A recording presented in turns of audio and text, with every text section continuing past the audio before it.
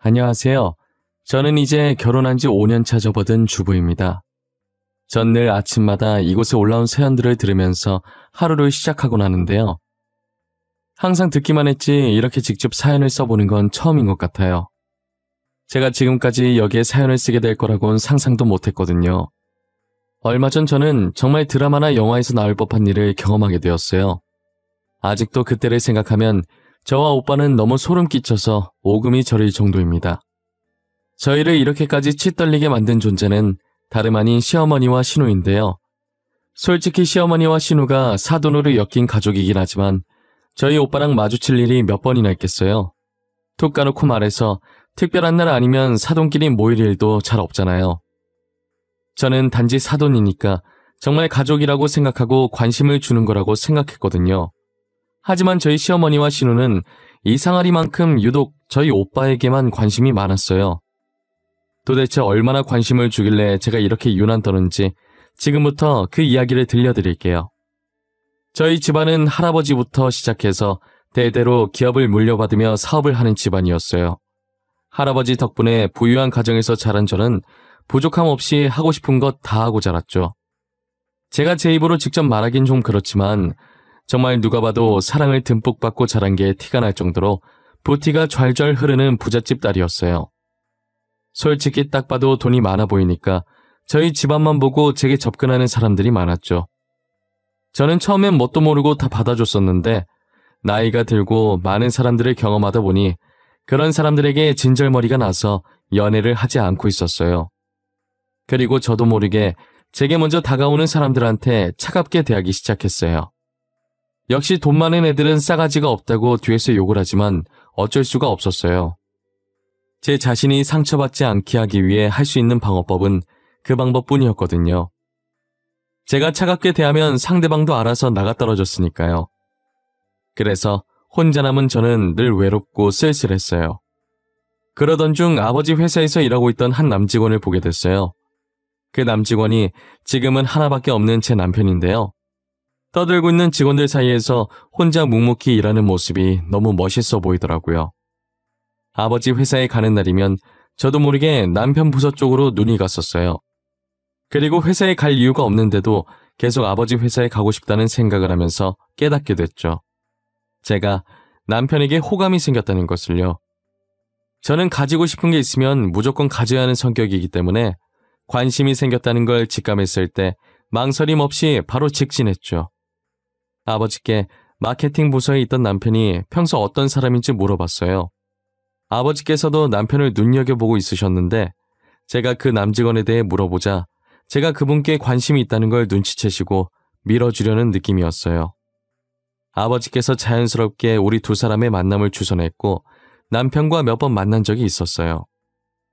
하지만 남편은 저를 회사 대표의 딸 그 이상도 그 이하도 안 보더라고요. 보통 다른 사람들은 제가 대표 딸이라고 하면 어떻게든 엮여보고 싶어서 안달이었는데 남편은 이제껏 만난 사람들과는 다르게 전혀 저랑 엮일 생각을 안 했어요. 그래서 그런지 이 사람은 도대체 뭘까 싶어서 더 관심이 갔었어요. 그러다 답답한 마음에 제가 먼저 고백을 하니 엄청 당황해 하더라고요. 어쩔 줄 몰라 우왕좌왕하는 남편 반응에 오히려 제가 더 당황스러웠어요. 저는 분명히 남편한테 관심 있다는 티를 팍팍 냈었거든요. 집에 오면 아버지께서 제게 자존심도 없냐고 티 좀 그만 내라고 꾸짖을 정도로 티를 많이 냈었어요. 제 고백에 남편은 머뭇거리다가 생각을 좀 해보겠다고 하더라고요. 제게 기다리라고 하는 경우는 처음 있는 일이라 더 오기가 생겼죠. 얼마나 더 기다려야 해요? 저 생각보다 성질 급해서 빨리 답해 주셔야 돼요. 제가 마음에 안 들면 그냥 마음에 안 든다고 해도 상처 안 받으니까 편하게 답해줘요. 마음에 안 들다니요. 아니에요. 지효 씨처럼 매력 있는 사람 또 어디 있겠어요. 단지 저는 대표님 따님이라는 점이 부담스러워서요.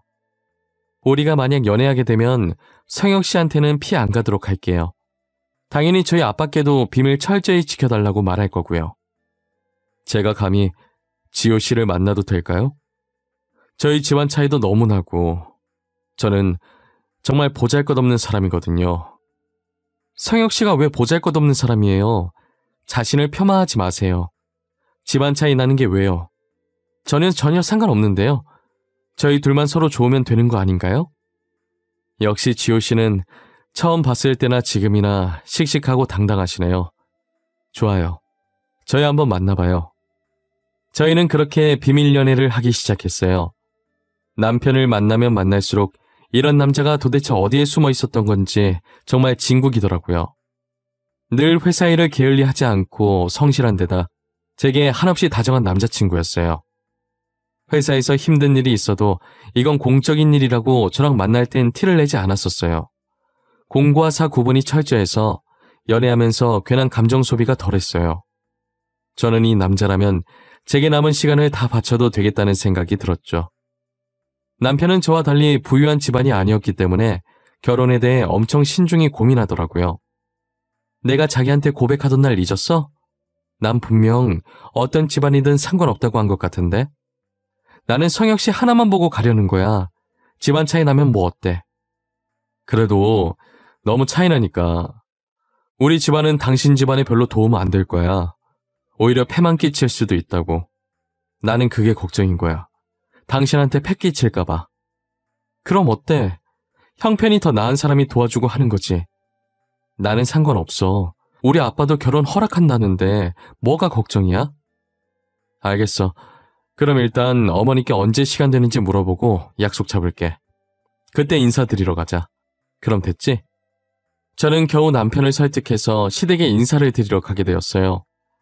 평소 명품으로 둘러싸고 다녔지만 그렇게 가면 예의가 아닌 것 같아서 얌전해 보이는 옷을 입고 갔어요. 그렇게 처음으로 남편의 본가를 방문하게 되었죠. 평소 남편이 제게 하는 이야기만 듣고 엄청 뼈저리게 가난한 줄 알았는데 생각과는 다르게 정말 지극히 평범한 주택에 살고 있더라고요. 저는 시댁 문을 열자마자 거실에 앉아 계신 시어머니와 마주하게 되었어요. 과일 바구니를 들고 안으로 들어갔는데 시어머니께서는 저를 위아래로 훑더니 탐탁지 않아 하시더라고요. 앉으라는 말도 없이 얼굴을 구기시면서 저를 며느리로 드릴 생각이 전혀 없다고 하시더라고요. 우리 아들이랑 결혼을 하고 싶다고? 그건 안 되겠는데? 나는 너를 내 며느리로 받아들일 생각이 전혀 없거든. 어머니, 그래도 사람이 왔으면 먼저 앉으라고 하는 게 예의죠. 다짜고짜 그런 말부터 하시면 어떡해요? 우리 집인데 내 마음대로 못하니? 마음에 안 드니까 앉으라고 안 하는 거야. 다시 한번 말하는데 이 결혼 허락 못해. 알겠어? 보는 눈이 이렇게 없었어야 원. 어머님께서 기분이 많이 안 좋아 보이시네요. 오늘은 날이 아닌 것 같아요. 다음에 제가 다시 인사드리러 오겠습니다. 그리고 여기 과일 가지고 왔는데 드셔보세요. 아우, 됐어. 과일 같은 건 필요 없으니까 도로 가져가. 가져가서 너나 많이 먹어. 잘 가고 배운 건 안 남아. 들고 온 과일 바구니 다시 가져가라고 하시면서 남편과의 결혼을 허락해 주시지 않으셨어요. 저는 시어머니 성격이 보통이 아니라는 걸 처음 본 순간부터 느낄 수 있었어요. 처음 방문했던 날과는 비슷한 듯 다른 차림으로 한우 세트를 준비해서 다시 방문했어요. 크게 달라진 게 없었는데 두 번째 방문하던 날은 처음과 확연히 다르게 엄청 환대해 주시더라고요. 어머, 우리 새아가 왔니? 그날은 내가 너무 쌀쌀맞게 했지? 하도 주변에서 처음부터 반기면 나중에 며느리가 심히 무시한다고 하길래 그랬지 뭐야. 내가 미안해. 아니에요. 그러실 수도 있죠. 저도 주변에서 부추기면 괜히 그렇게 해야 할 것 같고 그래요. 그리고 과일 바구니를 안 좋아하시는 것 같아서 한우 세트로 한번 사와봤어요.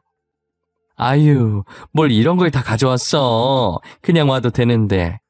잘 먹을게. 먼 길 오느라 고생했을 텐데 일단 앉아. 누추하지만 내 집이다 생각해. 시어머니께서는 첫인상과 다르게 엄청 인자하신 분이더라고요. 말도 엄청 잘하시고 정말 좋으신 분 같았어요. 쌍둥이 여동생도 있다고 들었는데 여동생은 어디에 갔는지 보이지 않았어요. 가족 사진이 있었는데 일란성이라 그런지 남편과는 닮지 않았더라고요. 저는 그 뒤로도 몇 번 시댁에 찾아갔었는데 여동생은 결혼 후 시댁에 인사하러 갔을 때 처음 만났어요. 신혼여행 갔다 와서 곧바로 시댁에 갔는데 시어머니와 신우가 두 팔 벌려 환영해 주시더라고요. 이제 진짜 가족이 되었다면서 앞으로 잘 지내보자고 말하면서 사람 좋은 웃음을 지으셨어요. 저는 정말 그동안 시집살이 한 번도 없었고 항상 저를 먼저 챙겨주셔서 너무 감사했어요. 그리고 제가 시댁에 가면 꼭 저희 오빠 안부를 물어보시더라고요. 저한테 저희보다 먼저 결혼한 2살 위인 오빠가 한 명 있었거든요. 처음에는 그냥 사돈이니까 정말 예의상 안부 인사를 묻는 줄 알았어요. 그런데 그게 점점 안부 인사에서 아직도 새언니랑 잘 지내냐는 식으로 질문이 바뀌더라고요. 저는 그때마다 잘 지내고 있는데 왜 그러냐고 되물으면 아무것도 아니라고 하는 거예요. 이때까지도 가족이니까 혹시나 걱정돼서 모르신 건가 했어요. 잘 사는 것 같다가도 이혼하는 게 부부니까 괜히 자식 같은 마음에 걱정하시는 건 줄 알았죠. 하지만 최근에서야 좋은 의도가 아니었다는 걸 알게 되었어요. 시어머니께서 오빠 안부를 물었을 땐 별 생각도 안 들고 괜찮았는데 갑자기 신우도 저희 오빠 안부를 묻기 시작하더라고요. 새언니, 언니 오빠 말이에요. 잘 지내죠? 아니, 간만에 결혼 사진 봤는데 언니도 되게 이쁜데 오빠분도 되게 잘생기셨더라고요. 아, 그래요? 그 얼굴이 잘생긴 건가? 저는 맨날 보던 사이라서 잘 모르겠네요. 저희 오빠는 알아서 잘 지내겠죠 뭐.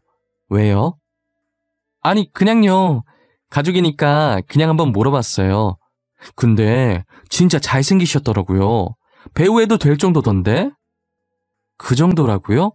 에이, 아가씨 너무 가셨다. 괜히 빈말 안 하셔도 돼요. 새아가, 저거 빈말 아니야. 우리 딸 이상형이 딱 너네 오랍이거든. 그래서 저러는 거야. 잘생겼지, 키 크지, 덩치 크지. 내가 봐도 멀끔하게 잘생겼더라. 아, 그래요? 아가씨 이상형이 저희 오빠란 말이죠.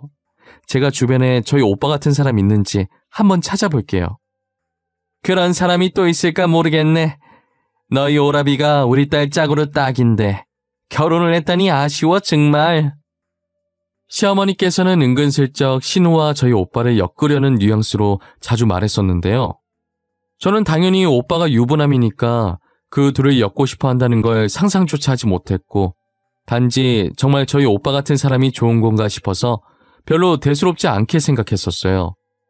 그래서 제가 알고 있는 남자들을 추리고 추려서 좋은 남자를 신우에게 소개를 시켜주려고 했었거든요. 그런데 신우는 제가 소개를 주선하려고 하면 이런저런 이유를 대고 피하더라고요. 제 눈엔 정말 신우랑 잘 어울리고 저희 오빠랑 비슷하게 생겼는데 왜 저러는지 도통 모르겠는 거예요. 결국 신우가 마음에 들어하는 사람이 없어서 한 사람도 소개시켜주지 못했어요. 그러다 얼마 뒤 정말 급한 일 아니면 연락을 잘 안 하던 오빠가 웬일인지 저한테 연락을 다 했더라고요. 지호야, 오빠인데 오랜만에 통화하네.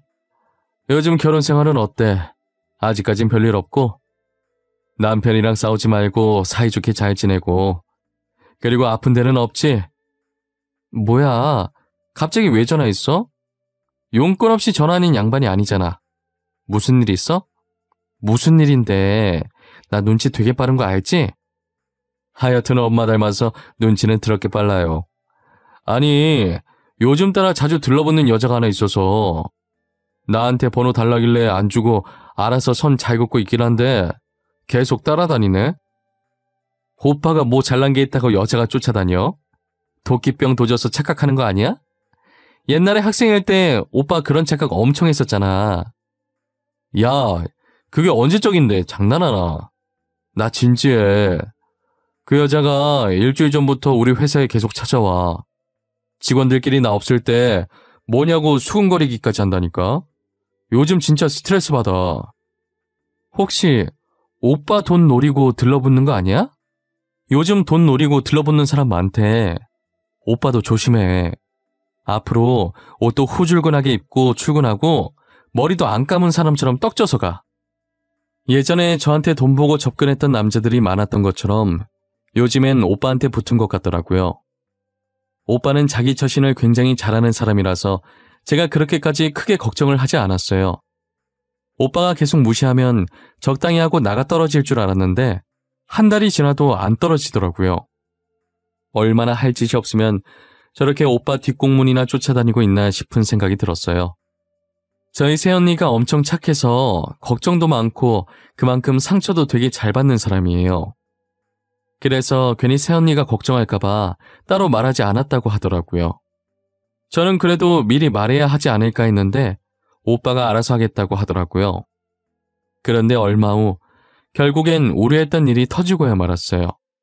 새언니가 숨 넘어갈 듯 울면서 저한테 전화를 한 거예요. 전화로는 도저히 안 될 것 같아서 근처 카페에서 만나자고 했어요. 아가씨, 저 이제 어떻게 해요? 오빠가 저한테 질렸나 봐요. 이제 저를 싫어하나 봐요. 진짜 어떡해요? 언니, 그게 무슨 소리예요? 오빠가 언니를 왜 싫어해요? 제가 알아들을 수 있게 천천히 말해보세요. 아까 집으로 우편 하나가 왔는데요. 오빠가 어떤 여자랑 같이 있는 사진이더라고요. 둘이 사귄 지 2주 정도 됐다는데 말할 사람이 아가씨밖에 없어서 죄송해요. 아니에요. 잘했어요. 언니가 지금 오해하고 있는 걸 수도 있어요. 안 그래도 요즘 오빠한테 계속 들러붙는 여자가 있다고 했었거든요. 그 사진 저도 좀 볼 수 있을까요? 사진 속의 남자는 뒷모습밖에 안 보였지만 덩치도 그렇고 헤어스타일도 그렇고 저희 오빠가 맞는 것 같았어요. 사진이 여러 장이었는데 두 사람은 연인이라고 해도 될 정도로 애정 행각을 하면서 정말 다정해 보였어요. 저는 오빠라고 확신하고 화가 난 나머지 손에 힘이 들어가서 들고 있던 사진을 구겼어요. 곧이어 오빠가 카페 안으로 들어오더니 뻔뻔하게 무슨 일이냐고 묻는 거예요. 이게 다 뭐야? 요즘 오빠한테 들러붙는 여자 있다며. 이게 들러붙는 거야? 오빠도 좋아서 다 받아주고 있었구만. 지금 뻔뻔하게 무슨 일이냐고? 당신 얼굴에 철판을 몇 개나 깔고 온 거야? 진짜 정 떨어진다. 여기 있는 사진들 좀 봐. 여기 사진 속 남자가 당신이 아니면 누군데? 무슨 소리야? 내가 뭘 다 받아줘? 이 사진 뭐야? 이거 나 아닌데? 이 여자, 요즘 나한테 들러붙던 여자가 이 여자야. 사진 속 남자 오빠 아니라고? 아닌데? 누가 봐도 이거 오빠인데? 뒤태도 비슷하고 머리 스타일도 똑같잖아. 나 아니야. 옷색 봐. 파란색이잖아. 나 파란색 안 좋아하는 거 알잖아. 우리 집에 내 옷 흰색, 검은색, 회색밖에 없는데.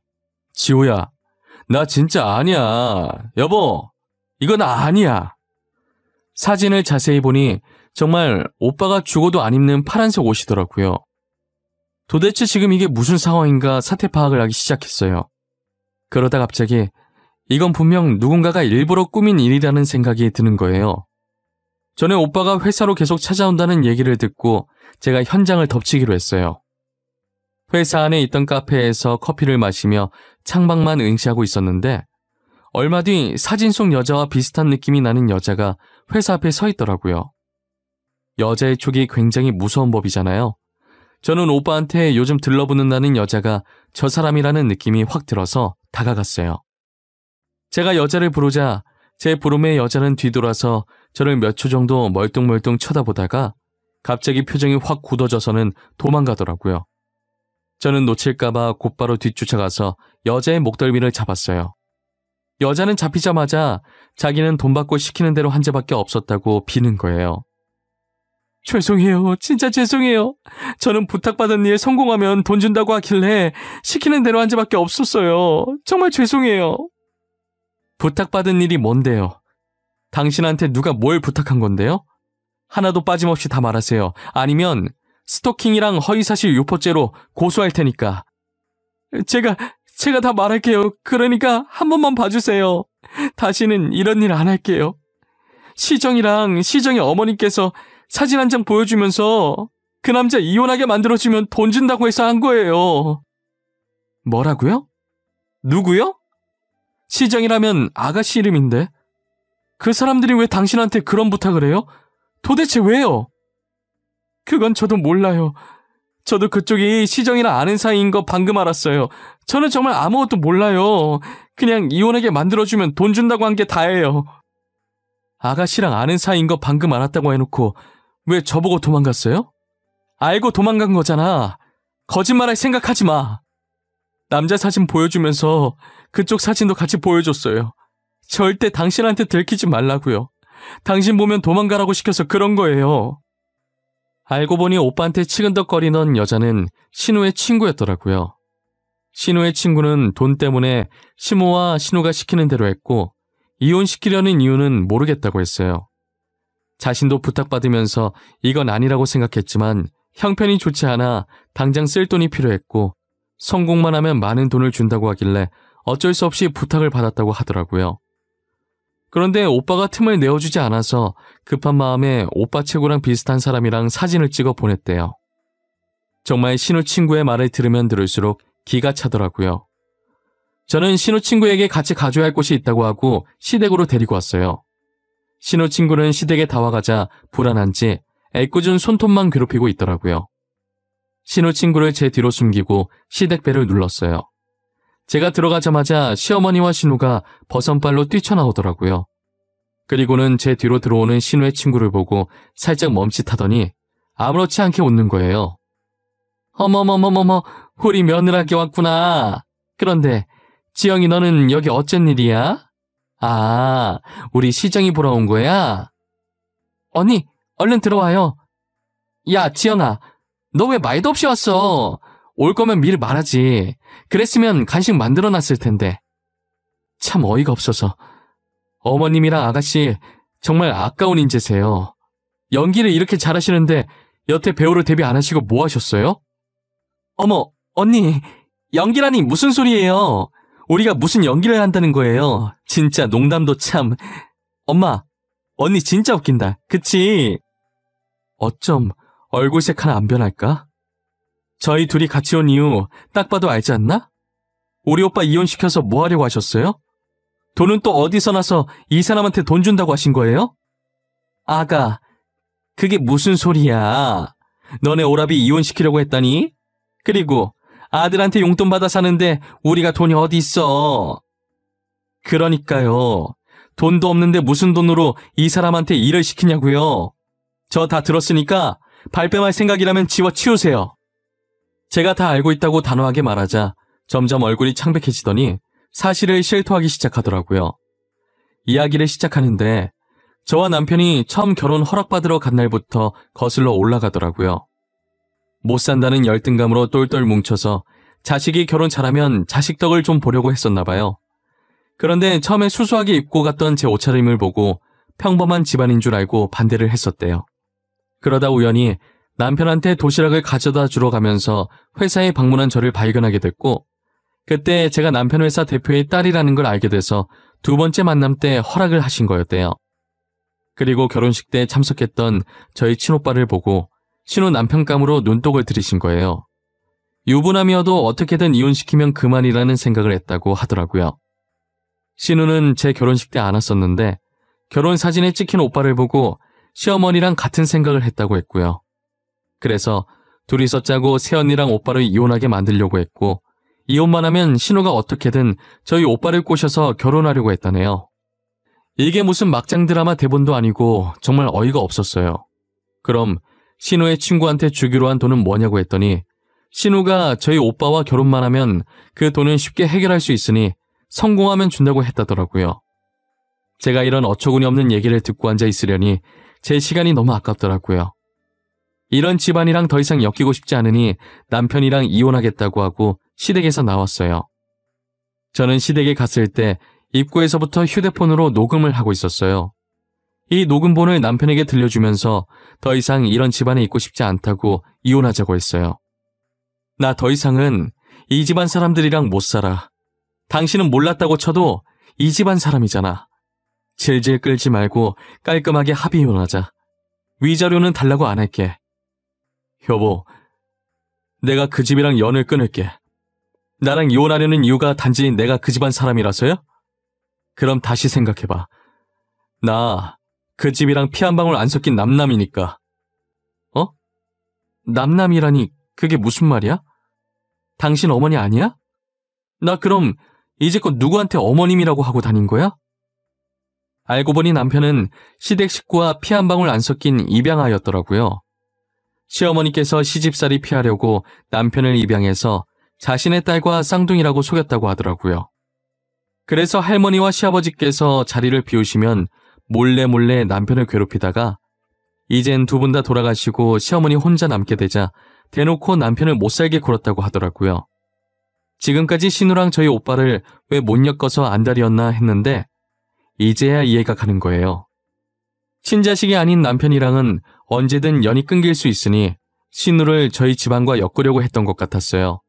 심지어 장남이라 아버지 회사를 당연히 오빠가 물려받게 될 테니 사모님 소리 듣고 싶었던 거죠. 그렇게 시어머니와 신우는 호시탐탐 저희 집안 재산을 탐내고 있었던 거예요. 저는 시댁 식구, 아니 이제는 저와 아무 관련도 없는 저 두 사람이 괘씸하다 못해 증오감이 들었어요. 저 사람들이 어떤 죄로 처벌받을 수 있을지 모르겠지만 일단 녹음본을 가지고 무작정 변호사를 찾아가 적용할 수 있는 모든 죄로 고소 부탁드린다고 했어요. 현재 적용시킬 수 있는 죄는 교사죄밖에 없다고 하더라고요. 저는 교사죄로 고소했고 두 사람은 타인의 재산을 갈취하려는 목적으로 구체적인 계획을 짠 것을 보아 죄질이 나쁘다고 판단되어 짧게나마 징역을 살게 되었어요. 그리고 오랫동안 질질 끌 줄 알았는데 비교적 빨리 남편을 파행해 주더라고요. 저희 남편은 비로소 그 집안과 아무런 관계가 없는 사람이 되었어요. 양자 관계가 소멸되던 날 그동안 수고 많았다고 웃으면서 남편을 꼭 안아주었어요. 제 기분 탓인진 모르겠는데 남편은 파양 후 얼굴이 더 밝아진 느낌이 들었어요. 이제 남은 가족이 저밖에 없는데 괜찮냐고 물어보자 오히려 지금이 홀가분하고 더 좋다고 하더라고요. 저는 남편만 좋으면 된 거라고 둘이서 열심히 이 험난한 세상을 헤쳐나가자고 했어요. 저희 오빠와 새언니도 현재 오해를 풀고 예전보다 더 잘 살고 있어요. 얼마나 잘 살고 있던지 최근에 조카도 생겼더라고요. 새언니 임신 소식에 저희도 아이를 가지고 싶긴 한데 부모가 될 준비가 되어 있지 않아서 아직까지는 젊으니 천천히 시간을 두고 때가 되면 차차 가지기로 했어요. 미우나 고우나 그래도 한때는 한 지붕 아래에 같이 살던 가족이었는데 그 가족이 한순간에 없어지면서 남편이 티는 안 내도 어딘가 허전해할 것 같더라고요. 그래서 제가 옆에서 든든한 지원군이 되어 힘을 보태주면서 더 열심히 살아보려고요. 다사다난했던 지난 날들도 그땐 그랬었지 하면서 웃고 넘길 수 있는 추억으로 덮기로 했어요. 계속 악감정으로 남겨봤자 저만 화병 날 것 같으니까요. 가끔 그때가 떠오르면 막장 드라마 한 편 봤다 생각하고 있어요. 여러분들도 저처럼 안 좋은 기억이 있다면 그냥 한번 웃고 넘어가 보세요. 속는 셈 치고 따라해보면 정말 아무것도 아닌 일이 될 때가 많답니다. 그럼 저의 사연은 여기서 마쳐볼게요. 지금까지 제 이야기를 들어주셔서 감사합니다.